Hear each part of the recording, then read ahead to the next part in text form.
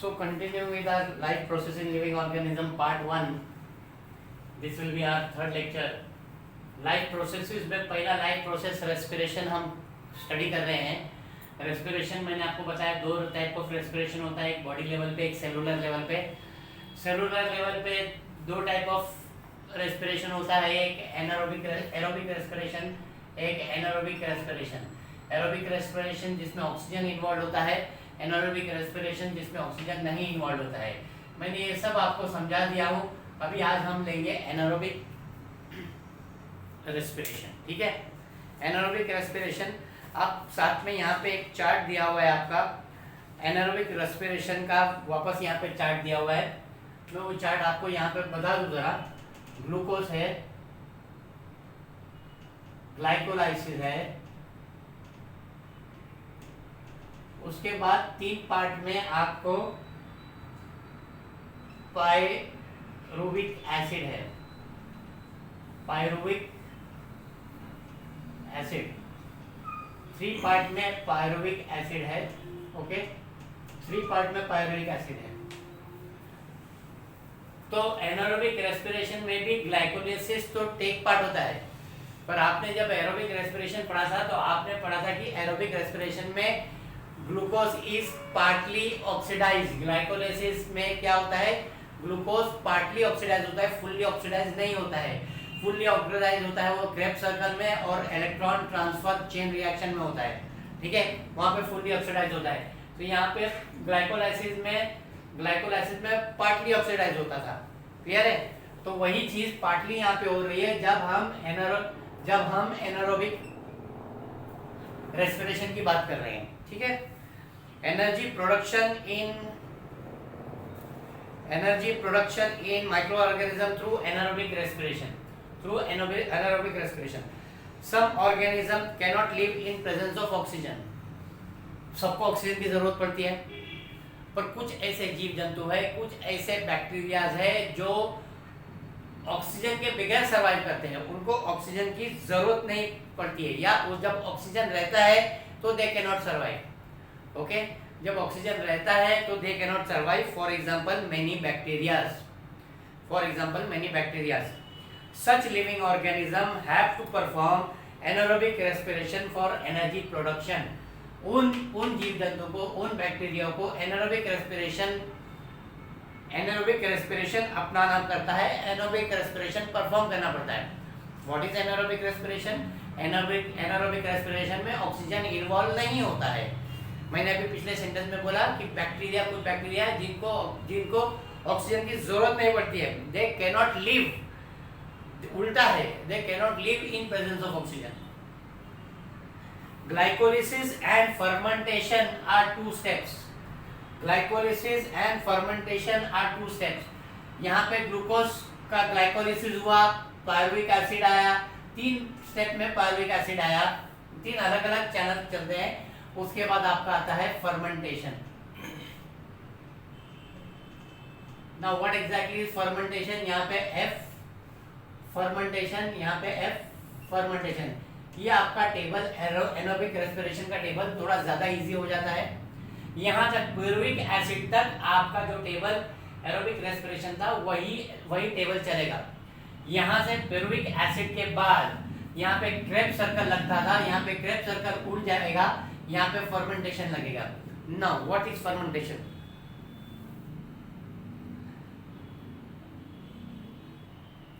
Glycolysis and fermentation are 2 steps of anaerobic respiration.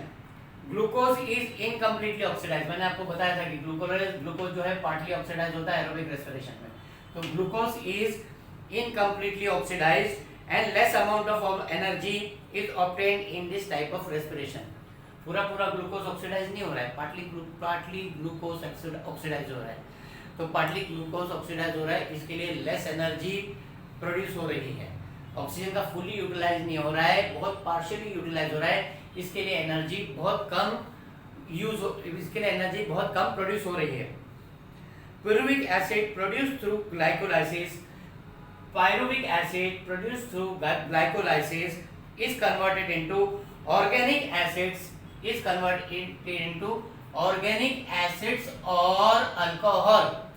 Organic acid आपका vinegar है, सिरका जो जिसको बोलते हैं, ओके। ऑर्गेनिक एसिड्स और अल्कोहल में कन्वर्ट हो जाता है pyruvic acid. This process is called as fermentation. This process is called as fermentation. Pyruvic acid produce through glycolysis. Pyruvic acid produced through glycolysis is converted into other organic acids or alcohols with the help of some enzymes in this process. कोई ना कहीं कोई चीज enzyme की जरूरत पड़ती है। अगर आपको दूध का दही बनाना है तो आप कहीं ना कहीं थोड़ा सा दही का हिस्सा डालते हैं उसमें, तो दही का पार्ट डालने का मतलब क्या हो गया, आप कोई एंजाइम मिला रहे हैं उस दूध को फाड़ के उस दूध का दही बनाने के लिए। तो वो जो आप पार्टली जो दही डाल रहे हो दैट इज एंजाइम्स, या आपको पूरा पूरा दही बनाने के लिए वो एंजाइम का इस्तेमाल कर रहे हैं आप। तो क्या होता है, pyruvic acid produce through glycolysis is converted into other organic और alcohol with the help of some enzyme. वो किस में बदल रहे हैं, ऑर्गेनिक एसिड और अल्कोहल में बदल रहे हैं with the help of some enzymes. This is called as fermentation. उसको बोलते हैं फर्मेंटेशन। यहाँ पे प्यूरिक एसिड से ऑर्गेनिक एसिड्स और अल्कोहल की मदद लेके और एंजाइम की मदद लेके कहीं ना कहीं एक फर्मेंटेशन का प्रोसेस होता है।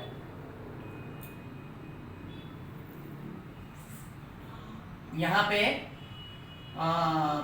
एंजाइम की हेल्प लेके अल्कोहल और ऑर्गेनिक एसिड बन रहा है, that process is called fermentation. Enzyme की मदद लेके ऑर्गेनिक एसिड्स और अल्कोहल बन रहा है, that process is called fermentation. अभी आप यहाँ पे स्टेप देखेंगे, आगे क्या दिया हुआ है, यहाँ पे अल्कोहल दिया हुआ है, यहाँ पे अल्कोहल दिया हुआ है, यहाँ पे विनेगर है, विटामिन है, विनेगर है, विटामिन है, और यहाँ पे आपका एरिथ्रोसाइट्स और मसल सेल्स है, एरिथ्रोसाइट्स और मसल सेल्स है, ठीक है। तो this is the process of aerobic respiration. वो बैक्टीरिया जो ऑक्सीजन में सर्वाइव नहीं कर सकते, वहाँ पे पार्टली ग्लूकोज का ग्लाइकोलाइसिस होता है, जहाँ पे ऑक्सीजन पार्टली ऑक्सीडाइज होता है, जिसकी वजह से फुल एनर्जी नहीं मिलती है। तो पायरुविक एसिड जो है वो कुछ अल्कोहल और कुछ ऑर्गेनिक एसिड का और कुछ एंजाइम्स की मदद लेके अल्कोहल और ऑर्गेनिक एसिड प्रोड्यूस होता है। That process is called, in between this process is called fermentation. In between this process is called fermentation. Some higher plants, animals and aerobic microorganisms also perform anaerobic respiration instead of aerobic respiration if there is depletion in oxygen level in the surrounding. कुछ higher plants, कुछ बड़े plants, कुछ हम जैसे लोग, कुछ जानवर लोग, वो भी anaerobic respiration पे आ जाते हैं अगर कहीं ना कहीं ऑक्सीजन का मात्रा, ऑक्सीजन का लेवल बदन में कम हो जाता है, तो they resort to anaerobic respiration instead of aerobic respiration. मतलब they start breathing, उनके सेल जो ब्रीथ करना चालू करते हैं वो in absence of oxygen breathing करना चालू कर देते हैं। एग्जाम्पल दिया हुआ है, seeds perform anaerobic respiration if the soil is submerged in underwater during germination. आप सीड लिए, उसको जमीन में गाड़ दिया, आपने चारों साइड से ढक दिया, उसके अंदर पानी भी डाल दिया। अब सीड के आजू बाजू मट्टी है, सीड के आजू बाजू पानी है, तो सीड को ऑक्सीजन कहाँ से मिलेगा? सीड को तो हवा नहीं मिल रही है, तो सीड को ऑक्सीजन कहाँ से मिलेगा? तो सीड वो टाइम पे एनारोबिक रेस्पिरेशन को रिजॉर्ट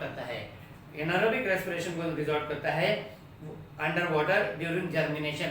जर्मिनेशन का मतलब क्या? सीड में से जो प्लांट आते हैं, सीड में से जो छोटे छोटे टहनियाँ निकलती हैं, that particular step is called germination। ठीक है, तो सीड को आपने जमीन में प्लांट किया, सीड को आपने पानी से भर दिया, सीट को आपने मट्टी से ढक दिया, उसको हवा नहीं मिल रही है, तो it resorts to anaerobic respiration. Similarly, our muscle cells also perform anaerobic respiration while performing exercise. हम एक्सरसाइज करते हैं, हम कूदते हैं, हमको पसीना आता है, तो क्या होता है, थोड़ा थोड़ा हमारा बहुत दिन के बाद अगर हमने एक्सरसाइज किया तो थोड़ा हमारे पैरों में, हाथ पैरों में दर्द होता है, या हमारे मसल थोड़ा कॉन्ट्रैक्ट होने लगते हैं, तो वो टाइम पे हमारे मसल्स को ज़्यादा ऑक्सीजन की जरूरत पड़ती है, वहाँ पे ऑक्सीजन का डिप्रेशन होता है, वो टाइम पे हमारे स्किन के मसल जो है एनारोबिक रेस्पिरेशन को रिजॉर्ट करते हैं, वो टाइम पे हमारे मसल जो है एनारोबिक रेस्पिरेशन को रिजॉर्ट करते हैं, वो टाइम पे हमारे बदन जो है, हमारे स्किन के ऊपर जो है लैक्टिक एसिड एक्यूमुलेट होता है और हमको टायर्डनेस होने लगता है। वो टाइम पे हमने एक्सरसाइज कर लिया, हमने स्किपिंग कर लिया, वो टाइम पे हमको टायर्डनेस लगता है। क्यों टायर्डनेस लगता है? क्योंकि ऑक्सीजन की वहाँ पे ऑक्सीजन का डिप्रेशन हो गया, जितना हमने एक्सरसाइज किया उतना ऑक्सीजन नहीं मिला, वो टाइम पे हमारी बॉडी टायर्डनेस फील होती है, हमारे बॉडी पे लैक्टिक एसिड का एक्यूमुलेशन होता है और हम एनारोबिक रेस्पिरेशन रिजॉर्ट करना चालू कर देते हैं। Some similarly, our muscle cells also perform anaerobic respiration while performing the exercise. Due to this, less amount of energy is produced in our body and lactic acid accumulates, due to which we feel tired. तो दो example था जहाँ पे हम anaerobic respiration में resort करते हैं। एक था हमारा seed which goes for germination, दूसरा था हमारी body when we go for some rigorous exercise and we feel fatigue और टायर्डनेस। ठीक है, नेक्स्ट पेज पे आपका दो क्वेश्चन है। Which type of cellular respiration performs complete oxidation of glucose. Okay, complete oxidation किसमें होता है? वो आपके पार्टली कहाँ पे होता है? पार्टली ऑक्सीडेशन ग्लाइकोलाइसिस में होता है, फुल्ली ऑक्सीडेशन आपका क्रेब्स सर्कल में होता है, या आप बोलेंगे ट्राई कार्बोक्सिलिक एसिड साइकिल में आपका जो ग्लूकोज है वो फुल्ली ऑक्सीडाइज होता है। ठीक है, then which cell organelle is necessary for complete oxidation of glucose. मैंने कल बताया था आपको ग्लाइकोलाइसिस जो हो रहा है that is happening in cytoplasm, और बाकी के दो स्टेप हो रहे हैं that is happening in mitochondria. तो यहाँ पे आपका आंसर माइटोकॉन्ड्रिया होगा। Which cell organelle is necessary for complete oxidation of glucose? Fully glucose का ऑक्सीडेशन कहाँ पे हो रहा है? Fully glucose का oxidation it is happening in mitochondria. Cytoplasm में पार्टली ऑक्सीडाइज हो रहा है, साइटोप्लाज्म में ग्लाइकोलाइसिस हो रहा है, ग्लाइकोलाइसिस में पार्टली ऑक्सीडाइज हो रहा है। ओके फाइन, तो सेकंड का आंसर है mitochondria. Fine, so this was your aerobic respiration and anaerobic respiration. Now energy from different food components, हमको कहाँ से कितनी एनर्जी मिलती है? Fine, excess of carbohydrates are stored in liver and muscles in the form of glycogen.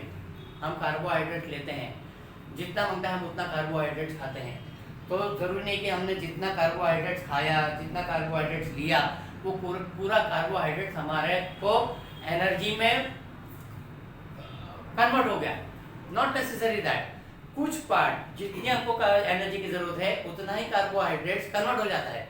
बाकी का carbohydrate जो है it is stored in liver and muscles in the form of glycogen. It is stored in liver and muscles in the form of glycogen.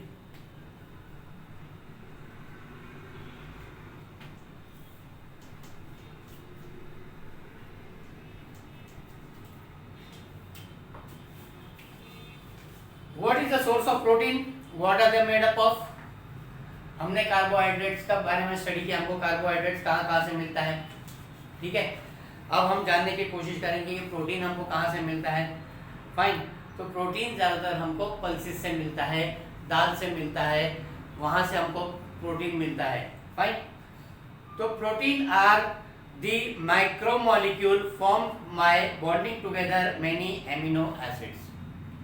यहाँ पे क्या दिया हुआ है? Protein are macromolecule. यहाँ पे अक्सर दो टर्म यूज होता है, one is macro and one is micro.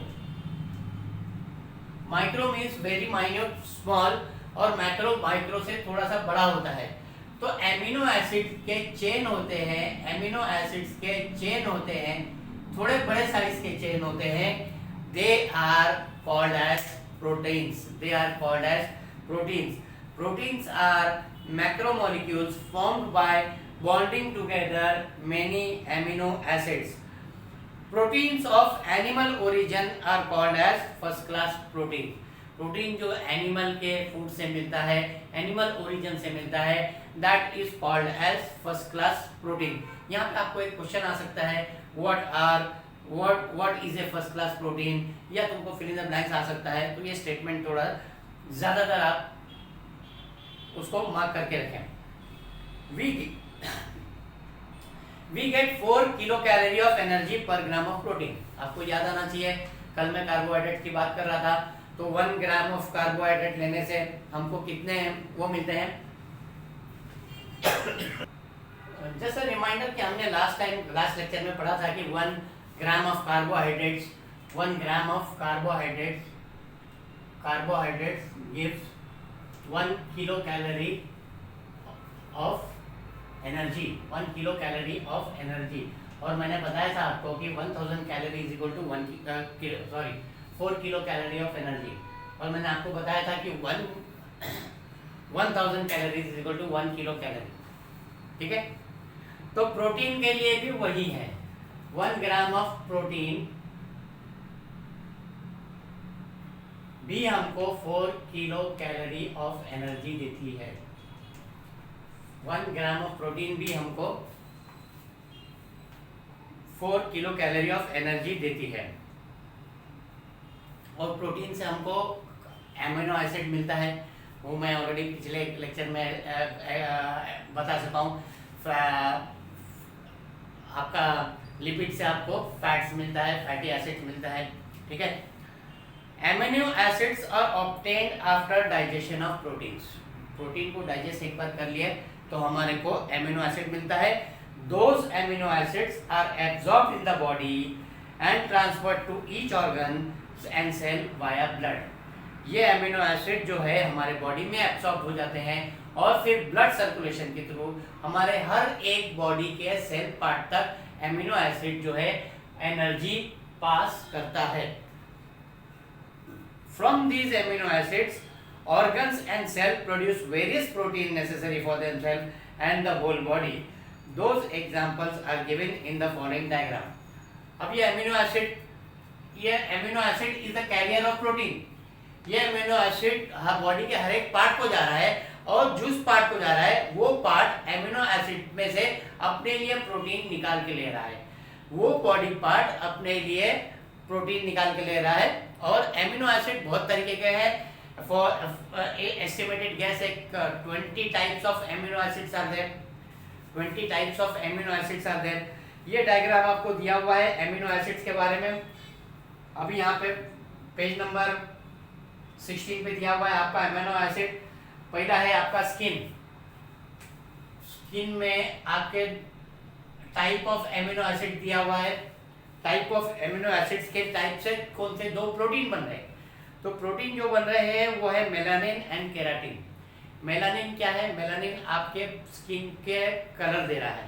Okay, यहाँ पे स्किन दिया हुआ है, स्किन के ऊपर एक प्रोटीन है दैट इज कॉल्ड मेलानिन। ये प्रोटीन जो है आपके स्किन को कलर दे रहा है। जितना ज्यादा मेलानिन रहेगा उतना ज्यादा आपका स्किन का कलर डार्क रहेगा। ठीक है, दूसरा है केराटिन। केराटिन आपके बाल है, आपके नाखून है। This proteins are made up of keratin. These proteins are made up of keratin. उसके बाद सेकंड आया आपका ब्लड। ब्लड में आपके प्रोटीन्स है, हेमोग्लोबिन है, एंटीबॉडीज है। हेमोग्लोबिन अक्सर आपका सीबीसी काउंट होता है तो आपका हेमोग्लोबिन का काउंट किया जाता है। एंटीबॉडीज वो सेल्स आपके ब्लड में जो आपको बीमारी से फाइट करने के लिए रहते हैं, दोज आर कॉल्ड एंटीबॉडीज। तो स्किन में आपने पता लगा है मेलानिन और केराटिन था। ब्लड में आपका जो टाइप ऑफ प्रोटीन है वो है हेमोग्लोबिन और एंटीबॉडीज। फिर आप आइए मसल्स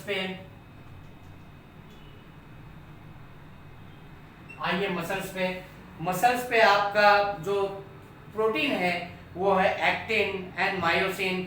ये चार्ट आपको थोड़ा सा ध्यान में रखना चाहिए, आपको 2 मार्क्स के लिए चार्ट में बना के देंगे आपको।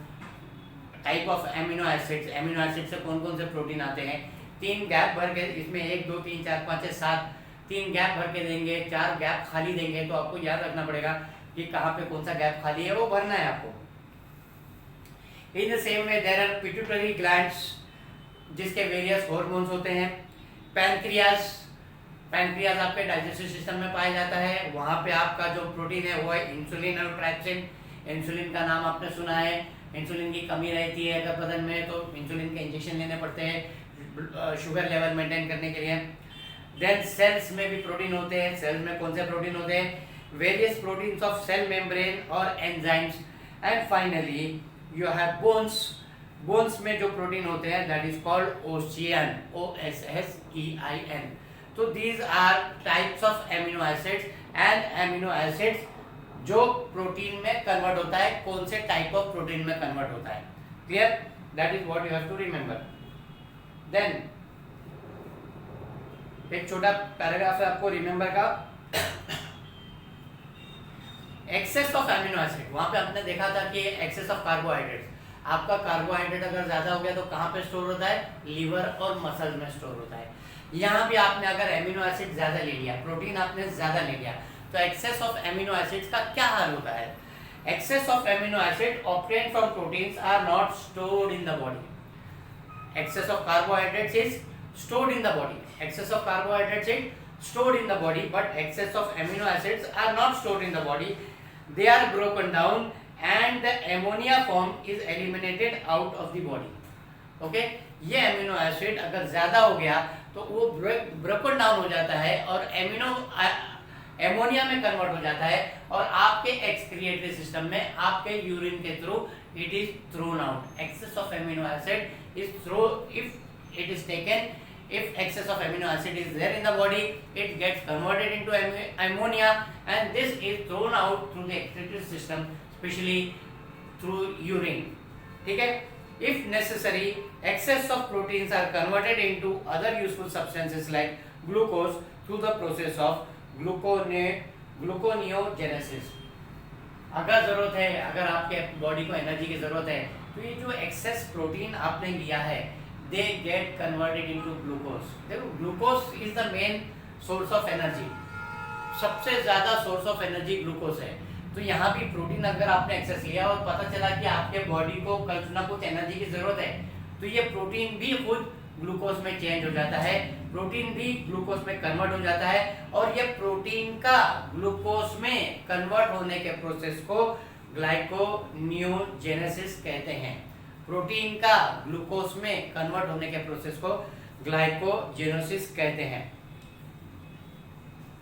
That was for animals. Plants produce the necessary amino acid from minerals de novo, okay, and thereby produce different proteins. Plants तो अपना फूड खुद बनाते हैं, तो प्लांट्स भी अपना एमिनो एसिड खुद बनाएंगे। ये जो एमिनो एसिड बना रहे हैं वो एक मिनरल्स है that is called de novo, DENOVO, DENOVO। Plants ये मिनरल de novo है, उसके मदद से अपने बॉडी में एमिनो एसिड बना रहे हैं। Plants produce the necessary amino acid from minerals de novo and thereby produce different proteins.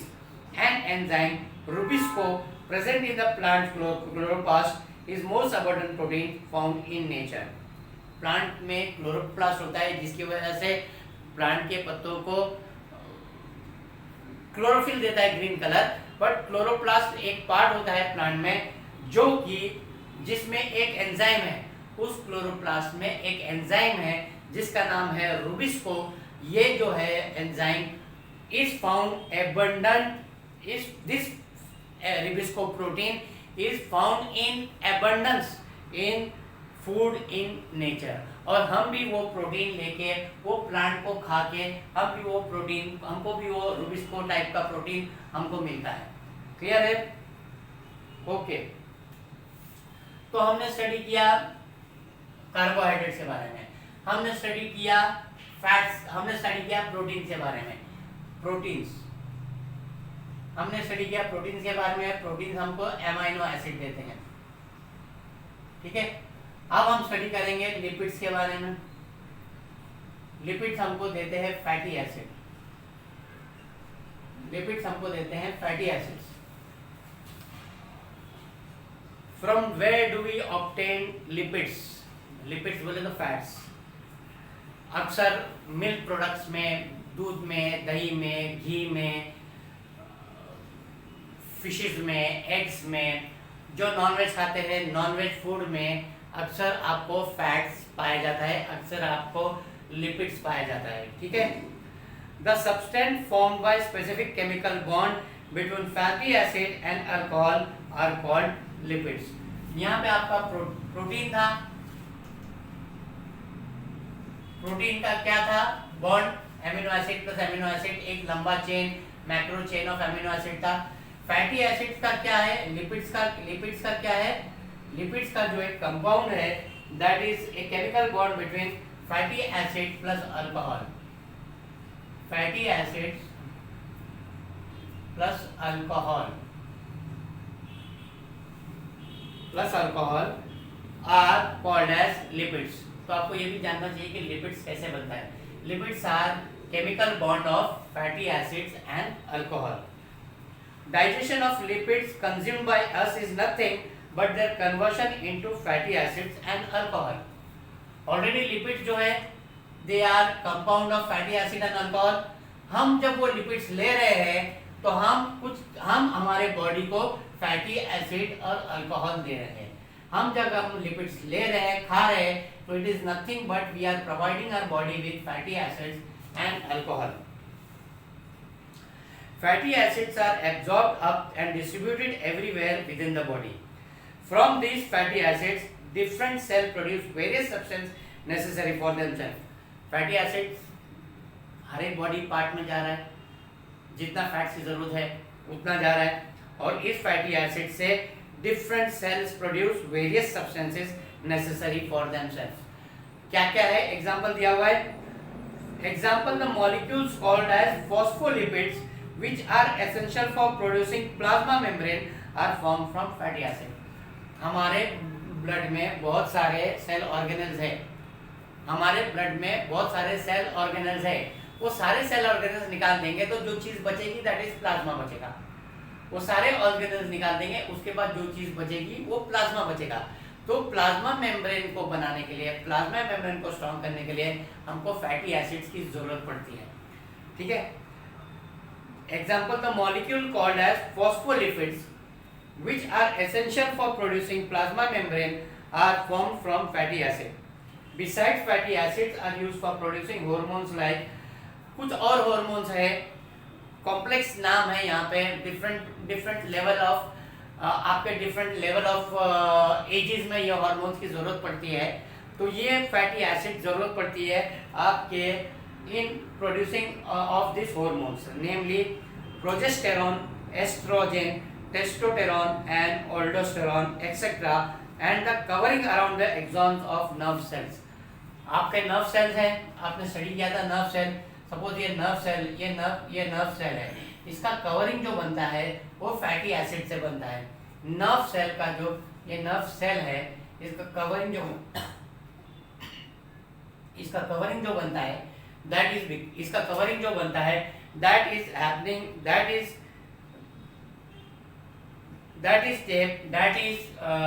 कहाँ से, किस चीज से बनता है?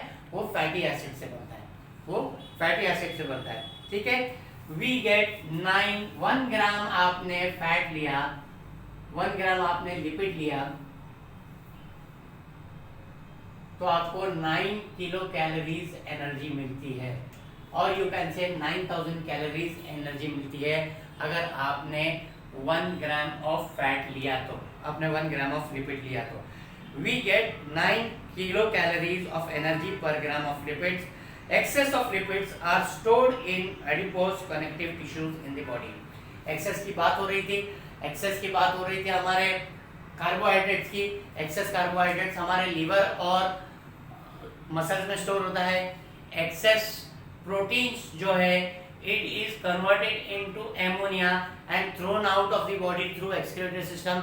Excess of lipids is stored in the adipose connective tissue. Adipose connective tissue हमारे बदन में जो फैट है, हमारे बदन में जो चर्बी है, उस चर्बियों में एक्स्ट्रा फैट हमने लिया तो वो स्टोर होने जाती है। तो extra fat is also very extra intake of fat is also very harmful for health, because वो एडिपोज टिश्यू में, वो फैट के टिश्यू में, वो चर्बी के टिश्यू में जाके जमा होना चालू हो जाती है। फाइन।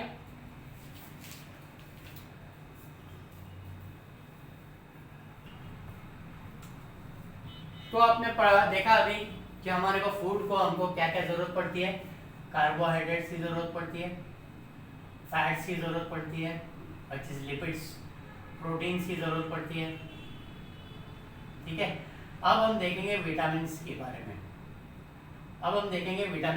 में। ना यहाँ पे थिंक के बारे में दिया हुआ है, थिंक के बारे में पर कुछ क्वेश्चन नहीं दिया हुआ है। Many times you can not eat hot food due to inflammation of ulceration in the mouth. Inflammation या अल्सरेशन इन द माउथ, आपके मुंह में छाले आ जाते हैं, जिसकी वजह से आप कोई गर्म खाना या कोई तीखा खाना नहीं खा सकते। कहीं ना कहीं आपके बॉडी को विटामिन B12 की कमी हो जाती है। डॉक्टर आपको बिकासोल देता है तो फिर आपका वो छाला चला जाता है।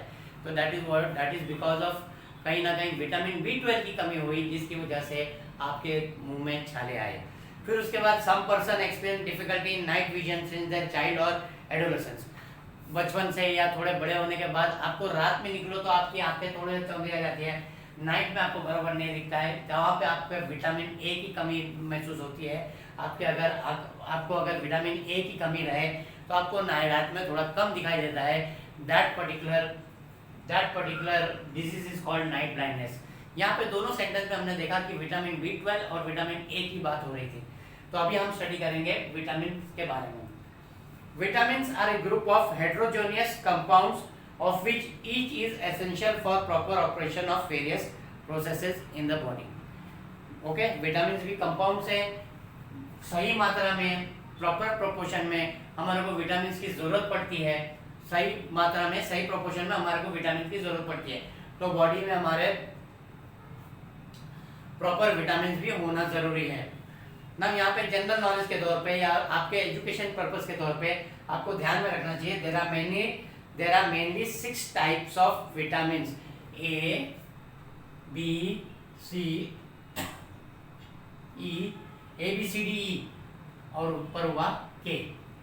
तो इतना कॉम्प्लेक्स नहीं है, आपको ध्यान में देने के लिए आपका A, B, C, D, E, K। There are main 6 types of vitamins A, B, C, D, E and K. Out of this A, D, E and K, A, D, E and K, first and last 3 are fat soluble. They are fat soluble. And B and C are water soluble.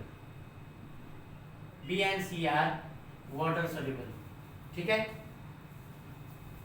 We have seen that FADH2 NADH2, इसका full form आपको पिछले उसमें दे दिया हूँ। NADH2 stand for nicotinamide adenine dinucleotide and FADH2 stand for flavin adenine dinucleotide। थोड़ा सा याद करना पड़ेगा, थोड़ा सा 10-15 बार लिखना पड़ेगा उसको प्रॉपर स्पेलिंग के लिए। We have seen that FADH2 and NADH2 are produced in the processes like glycolysis and Krebs cycle.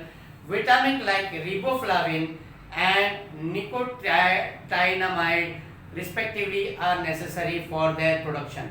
ठीक है, FADH2 क्या प्रोड्यूस कर रहा है? FADH2 और NADH2। FADH2 प्रोड्यूस कर रहा है विटामिन B2 और NADH2 प्रोड्यूस कर रहा है विटामिन B5। ओके, और विटामिन B2 का नाम क्या है?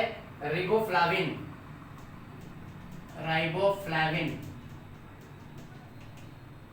एंड विटामिन B5 का नाम है निकोटिनामाइड।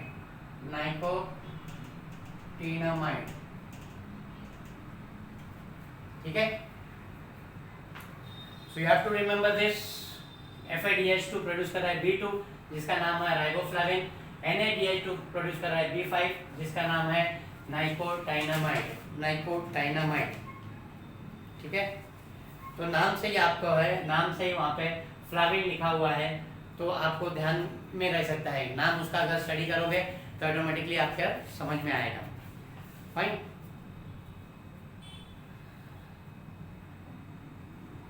उसके बाद वापस आपको थोड़ा सा एक चीज बच गया अभी आपका वाटर। लास्ट, कार्बोहाइड्रेट की जरूरत पड़ती है, फैट्स की जरूरत पड़ती है, प्रोटीन की जरूरत पड़ती है, विटामिन 6 टाइप के हैं जिसमें से 4 जो है फैट सॉल्युबल है, 2 जो है वाटर सॉल्युबल है। और फिर यहाँ पे ये पार्ट आपको याद रखना चाहिए, ये पार्ट आपको याद रखना चाहिए, जो इंपॉर्टेंट है वो याद रखना चाहिए। ठीक है, अब वाटर कितना जरूरी है। Many times we experience dryness in the mouth, हम कभी कभी हमारे मुंह में सूखापन महसूस करते हैं। Oral dehydration solution is frequently given to present persons experiencing loose motion. हमारे को अगर लूज मोशन हो, हमारे को अगर कभी घड़ी घड़ी बाथरूम जाने की जरूरत पड़े तो हमारे को शक्कर, नमक और का पानी का घोल, जिसको ओरल डिहाइड्रेशन सॉल्यूशन कहा जाता है, ओरल रिहाइड्रेशन सॉल्यूशन कहा जाता है, वो हमको दिया जाता है क्योंकि हमारे बदन से वाटर लेवल कम हो रहा है। हमारे को घड़ी घड़ी लूज मोशन होने की वजह से हमारा वाटर लेवल, बॉडी का वाटर लेवल कम हो रहा है, जिसको कॉम्पेंसेट करने के लिए हमको ये सॉल्यूशन दिया जाता है। We sweat during summer and heavy exercise, हम गर्मी के मौसम में जब ज़्यादा गर्म हो रहा है, ह्यूमिडिटी ज़्यादा है या हम एक्सरसाइज करते हैं तो हमारे बदन से पसीना आता है। क्या होता है, हमारे बदन का पानी थोड़ा सा एक्सक्रिएट हो जाता है हमारे पोर्स के थ्रू। तो क्या चीज़ है स्टडी करने वाले हैं हम, वाटर के बारे में स्टडी करने वाले हैं। छोटा सा पैराग्राफ है, इन 3 to 4 मिनट्स मैं आपको एक्सप्लेन कर देता हूँ, then we might conclude this lecture. There is about 65 to 70% water in a body. हमारे बॉडी का वेट अगर 100 kg है तो 70 kg खाली, 65 to 70 kg खाली वाटर का वेट होता है। ओके, अगर हमारे बॉडी का वेट 100 kg है तो 65 to 70 kg खाली वाटर का वेट होगा। Each cell contains 70% water weight by weight. तो जिस तरह बॉडी का 65 to 70% है तो वैसे ही हर एक सेल का वजन करेंगे तो उस सेल के वजन में 70% वाटर पाया जाएगा। Blood plasma also contains 90% of water. Blood में जो प्लाज्मा है, सेल में जो पानी है वो 70% है, ब्लड में जो प्लाज्मा है उसमें 90% ऑफ वाटर है। Functioning of cells and thereby whole body disturbs even if there is a little loss of water from body. अभी हमने देखा गर्मियों में हमारे को जबान सूखती है, जब हमको लूज मोशन हो रहा है तो हमको बाहर से ओरल रिहाइड्रेशन सॉल्यूशन देना पड़ता है। गर्मी के मौसम में हमको पसीना आता है, हम एक्सरसाइज करते हैं तो पसीना आता है और हमको वीकनेस लगता है। तो कहीं ना कहीं कभी भी ये वाटर का परसेंटेज गिरा तो हमारे बॉडी को वीकनेस और टायर्डनेस महसूस होती है। Hence water is an essential nutrients along with all the above nutrients. यहाँ पे पानी के बारे में बात हो गई कि water is an essential nutrient. यहाँ पे अभी एक छोटा सा हम लोग और ऐड कर रहे हैं, that is called fibre. That is called fiber. Along with all above nutrients, fibers are also essential nutrients. Fiber भी एक essential nutrient है। In fact, we cannot digest fiber. हम फाइबर को तो डाइजेस्ट नहीं कर सकते। फाइबर कहाँ से आया? अभी आपके डंठल है, कोई ये वेजिटेबल है उसकी डंडी है, या आप कभी संतरा छीलो, संतरे में जो रेशे होते हैं, संतरे में जो रेशे होते हैं, जो बारीक बारीक धागे जैसे रेशे होते हैं, those are fibers. In fact, we cannot digest fibers, but however they help in the digestion of other substances and digestion of undigested substances.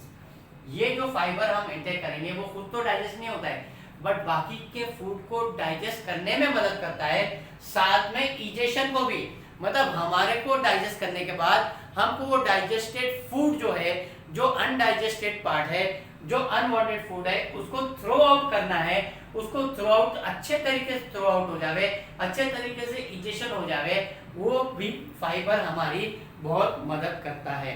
However, they help in the digestion of other substances and egestion of undigested substances. We obtain the fiber from leafy vegetable, fruits, cereal, etc. ठीक है? That is all. Thank you very much.